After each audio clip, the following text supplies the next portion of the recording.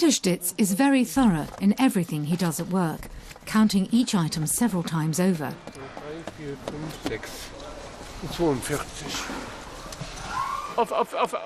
I have to make sure the exact number is correct. And the delivery slip has to agree with his tally. This kind of work calls for absolute concentration.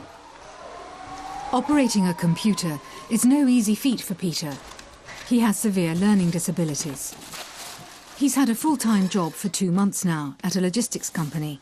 Before that, he was out of work for years. He wrote countless applications but was never given a chance. It was terrible. Nobody wanted to give me a job because I'm disabled. Some of them didn't even give me a reply.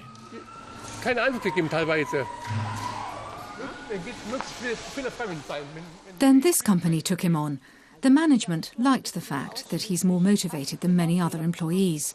A lot of firms are reluctant to recruit disabled staff, not least due to the fear of not being able to get rid of them.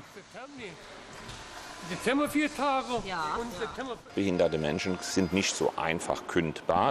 more difficult to dismiss disabled people.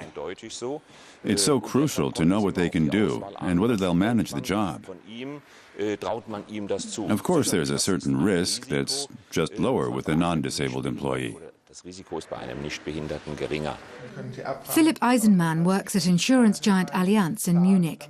He finds conferences tough going.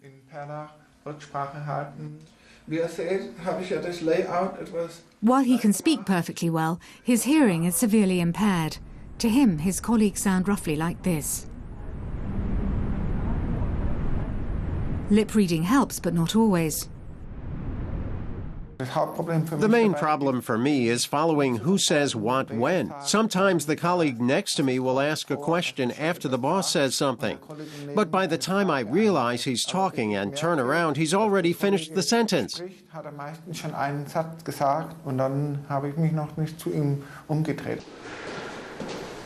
German law requires firms to ensure that disabled people account for at least 5% of their workforce, or face a penalty. PHILIPP EISENMANN is one of about 1,000 disabled people at Allianz. But even here, the number should in fact be higher. We have a mix of in-house and field staff. And in the case of field staff, of course, mobility is very important. That's a reason why the percentage of disabled personnel is far lower among field staff. There are certain things Peter STITZ can't do as well as his co-workers, and sometimes he's slower than they are. But the company does get a contribution from the government towards his wages. Peter would like to be like his colleagues. I wish I weren't disabled. He says that would make things a lot easier, both at work and in his life in general. My situation on the job market would be better. Peter STITZ knows that his chances on the job market are very limited, but managing to secure a permanent position has enabled him to turn a new corner.